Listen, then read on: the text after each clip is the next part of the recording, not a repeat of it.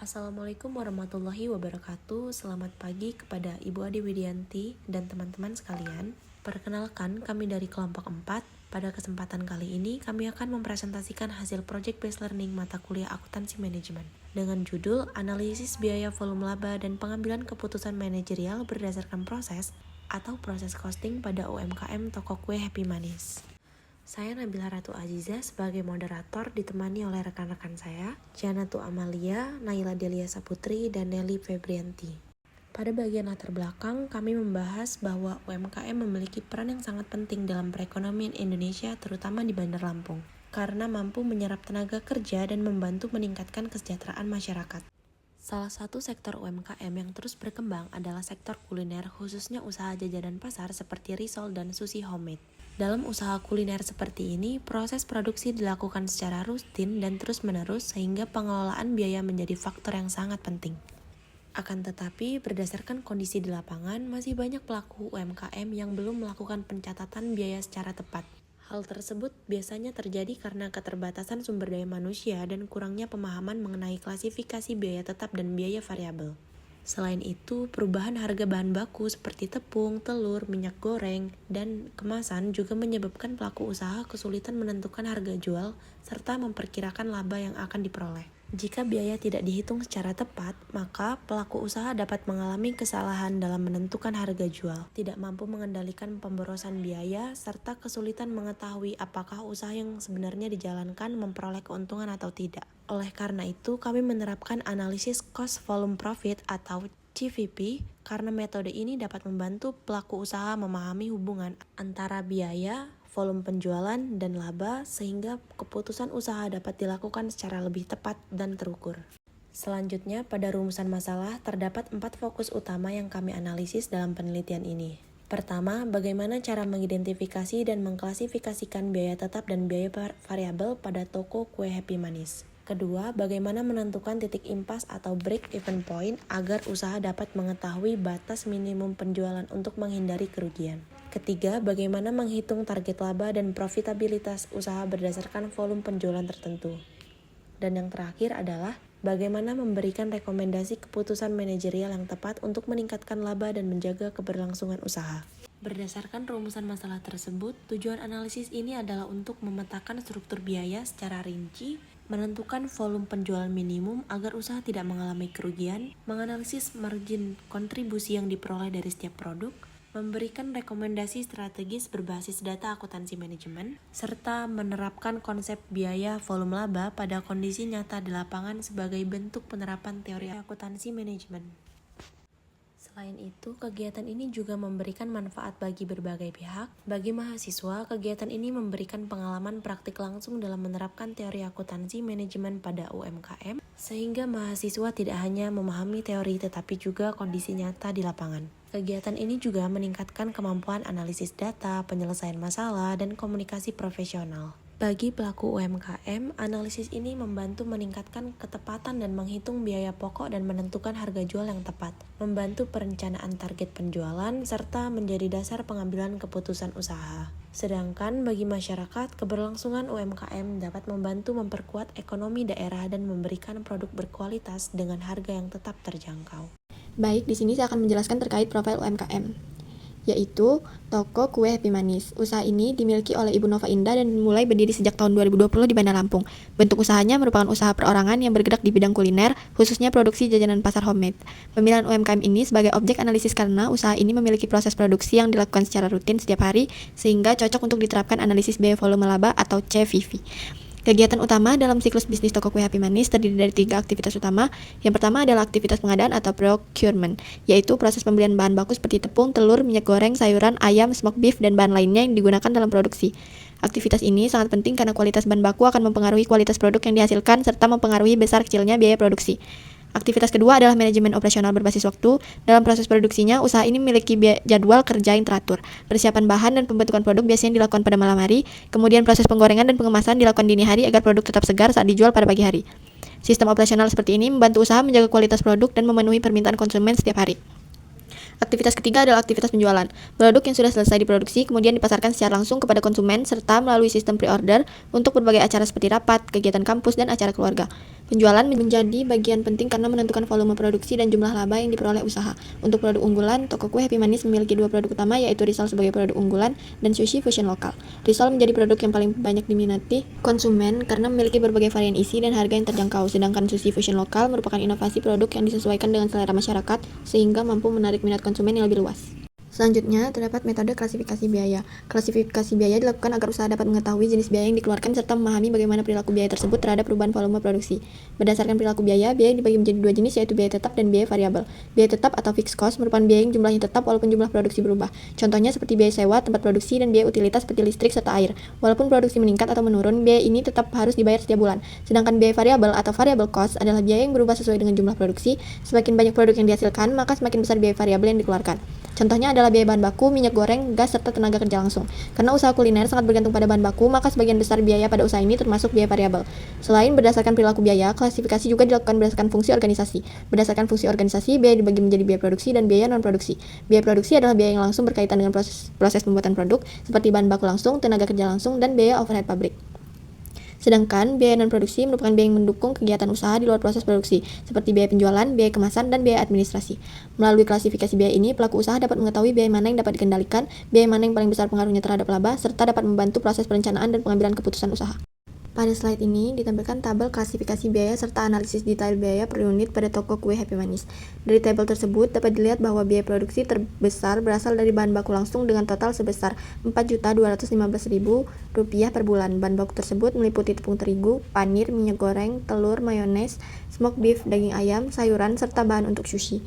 Karena jumlah penggunaannya tergantung pada banyaknya produk yang dibuat, maka biaya ini termasuk biaya variabel.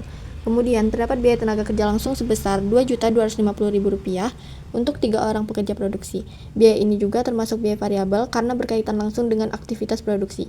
Selanjutnya terdapat biaya overhead pabrik berupa sewa tempat produksi sebesar Rp700.000 dengan utilitas listrik serta air sebesar Rp100.000 yang termasuk biaya tetap karena jumlahnya tidak berubah setiap bulan. Selain itu terdapat biaya bahan penolong seperti gas dan minyak sebesar Rp250.000 yang termasuk biaya variabel. Dari seluruh komponen tersebut, total biaya produksi usaha mencapai Rp7.515.000 per bulan, sedangkan untuk biaya non-produksi terdiri dari biaya penjualan berupa kemasan plastik dan mika sebesar Rp250.000, serta biaya administrasi dan transportasi sebesar Rp50.000. Selanjutnya, pada bagian analisis detail per unit, total biaya variabel usaha sebesar Rp6.715.000 dibagi dengan total produksi bulanan sebanyak 4.277 unit sehingga diperoleh biaya variabel per unit sebesar Rp1.570.000. Artinya, setiap satu produk yang dihasilkan membutuhkan biaya produksi sebesar Rp1.570.000 yang terdiri dari bahan baku, tenaga kerja langsung, dan bahan penolong. Kemudian, pada bagian margin kontribusi per unit, harga jual rata-rata produk adalah Rp2.250.000 per unit. Setelah dikurangi biaya variabel per unit sebesar Rp1.570, maka diperoleh margin kontribusi sebesar Rp680 per unit.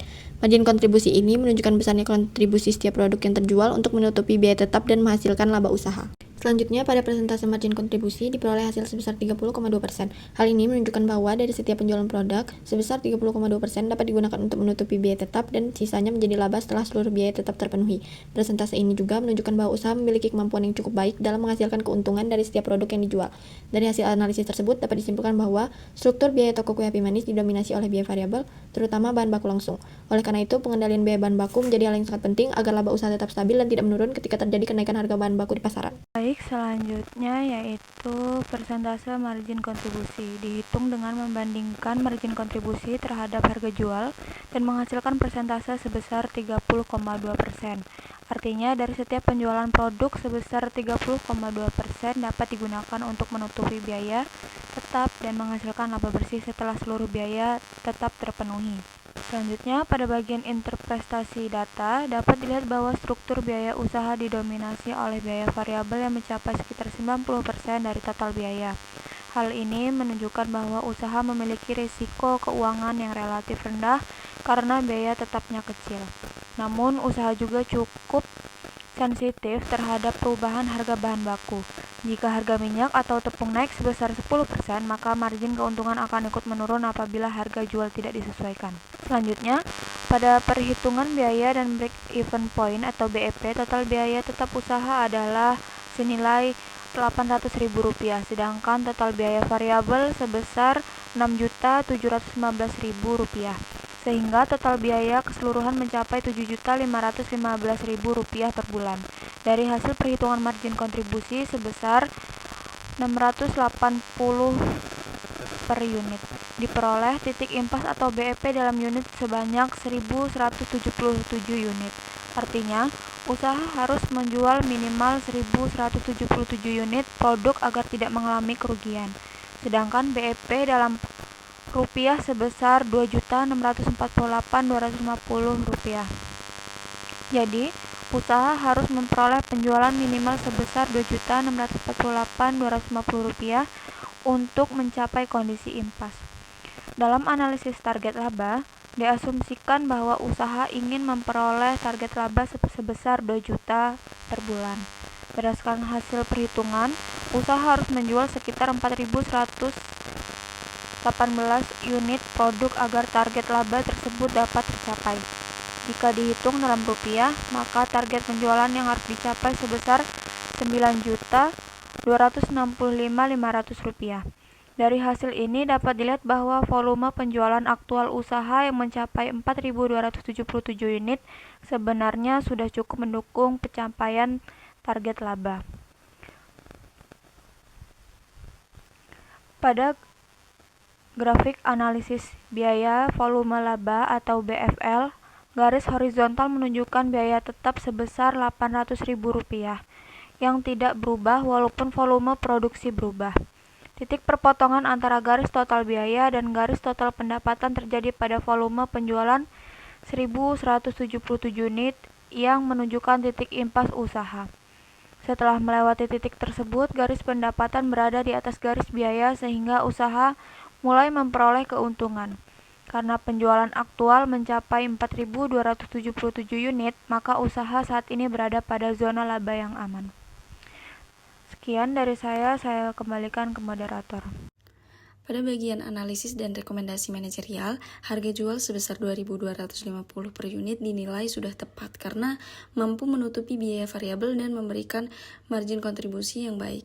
Dengan penjualan aktual sekitar 142 unit per hari, usaha memiliki margin of safety sebesar 72,4%. Artinya, penjualan masih dapat turun hingga 72% sebelum usaha mulai mengalami kerugian. Dari sisi profitabilitas, usaha memperoleh laba bersih sekitar Rp2.108.360 per bulan, sehingga dapat dikatakan bahwa model usaha yang dijalankan sudah cukup baik dan menguntungkan. Namun, keuntungan tersebut sangat dipengaruhi oleh efisiensi penggunaan bahan baku. Jika terjadi pemborosan pada bahan seperti kulit risol atau isian sushi, maka margin keuntungan akan cepat menurun karena biaya variabel mendominasi total biaya operasi. Kami juga melakukan analisis sensitivitas untuk melihat dampak perubahan harga jual dan biaya bahan baku. Pada skema pertama, apabila harga jual dinaikkan sebesar 10% menjadi 2.475, maka laba usaha diperkirakan meningkat menjadi 3.070.685.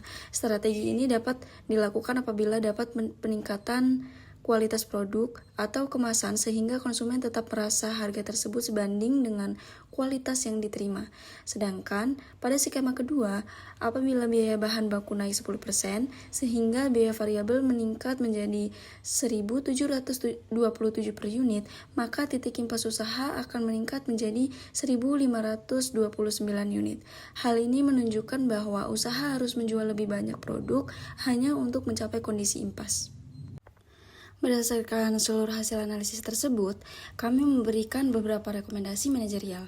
Pertama, meningkatkan volume penjualan melalui sistem pre-order untuk acara kampus, organisasi, maupun kegiatan lainnya, karena kapasitas produksi usaha masih tersedia.